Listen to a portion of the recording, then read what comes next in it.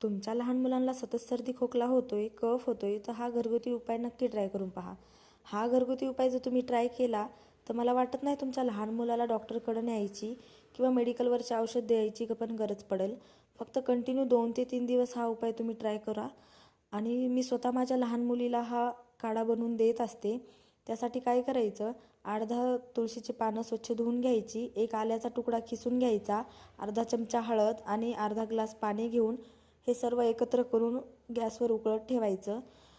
उकळी यायला सुरू झाली की याला मिक्स करत राहायचं. लक्ष द्यायचं की जोपर्यंत मिश्रण आटून येत नाही तोपर्यंत याला मिक्स करत राहायचं. मिश्रण आटत आलं की याला चाळणीने चाळून घ्यायचं आणि मिश्रण थोडं कोमट होऊ द्यायचं. मिश्रण कोमट झालं की त्यामध्ये 1 चमचा मध घालायचा आणि सर्व मिश्रण एकत्र करून घ्यायचं आणि आपल्या लहान मुलांना सकाळ संध्याकाळ 2 टाईम हे द्यायचं. नक्कीच लगेच सर्दी खोकल्यामध्ये आराम पडेल. एकदा नक्की ट्राय करा.